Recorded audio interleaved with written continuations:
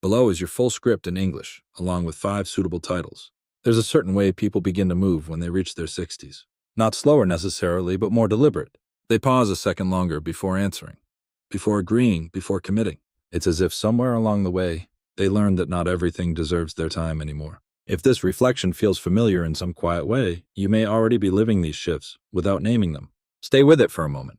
There's no dramatic announcement when you turn 60, no sudden transformation that the world recognizes. But internally, something subtle begins to reorganize.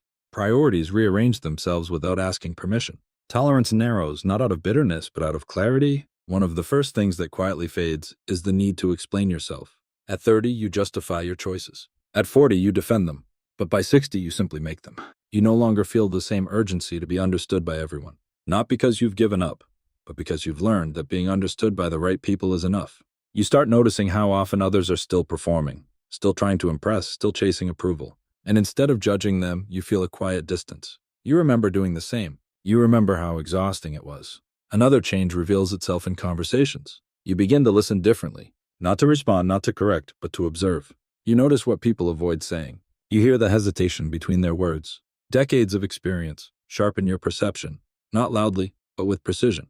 And with that awareness comes a new kind of patience. Not the kind that tolerates everything, but the kind that chooses carefully what is worth tolerating. Relationships begin to shift as well. Not necessarily in number, but in depth. Some people naturally fall away, not because of conflict, but because the connection no longer fits who you've become. And surprisingly, you don't chase them. You let the silence settle. At 60, you start recognizing that history alone is not enough to sustain a relationship. Shared years do not always mean shared values. And for the first time, you allow yourself to acknowledge that, without guilt. If you think about someone you've slowly grown distant from, not through argument, but through quiet understanding, you might recognize as this feeling. That moment when you realized, we're no longer walking in the same direction. Stay with that thought, because around this stage of life, memory begins to carry a different weight. Not heavier, but clearer. You don't just remember events, you remember patterns. You see how certain decisions shaped entire decades. You understand the long-term cost of choices that once felt small. And this awareness changes how you approach the present. You become less impulsive, not out of fear, but out of respect for consequence. You've seen how time unfolds. You know that what seems insignificant today can quietly define tomorrow. There is also a subtle shift in how you handle conflict. You no longer feel the need to win every argument. In fact, many arguments stop feeling necessary at all. You recognize when someone is not ready to understand, and instead of pushing, you step back. Not every misunderstanding needs resolution. Not every disagreement needs closure.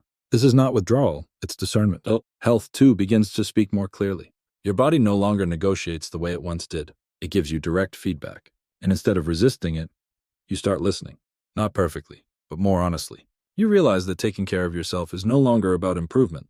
It's about preservation, about maintaining dignity, about protecting the independence you still have.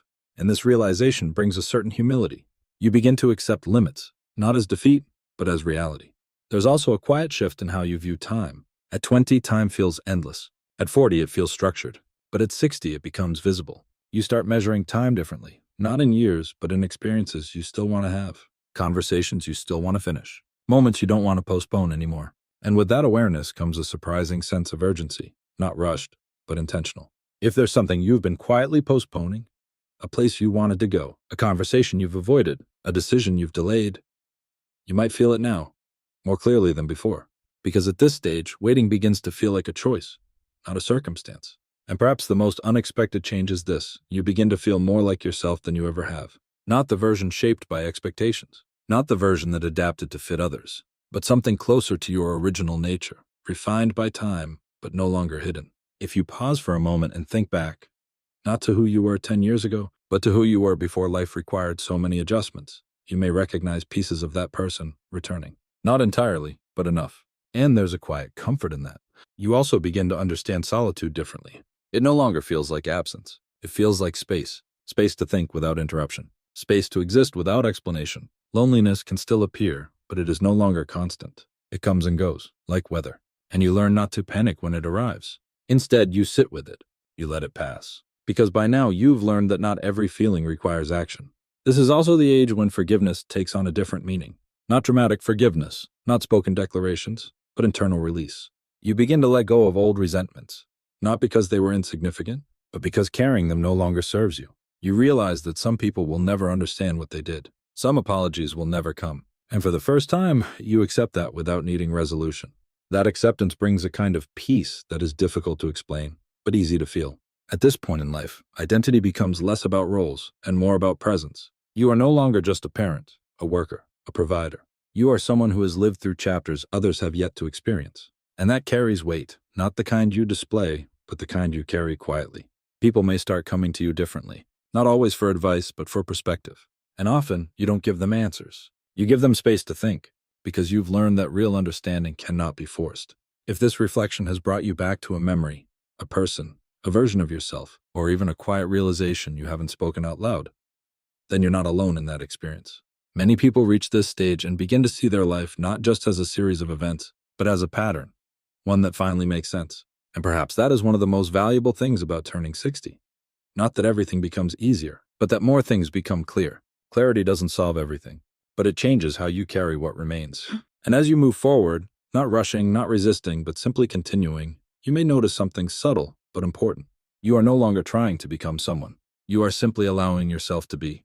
And in a world that constantly asks for more, that quiet decision becomes one of the most powerful ones you can make. Focus Theory thanks you for listening and being part of this reflection. There is no need to rush what comes next. You've already learned that life doesn't respond well to force. It unfolds, sometimes slowly, sometimes unexpectedly, but always in ways that reveal something, eventually. And at 60, perhaps the greatest shift of all is this. You no longer need life to prove anything to you. You've already seen enough to understand what matters.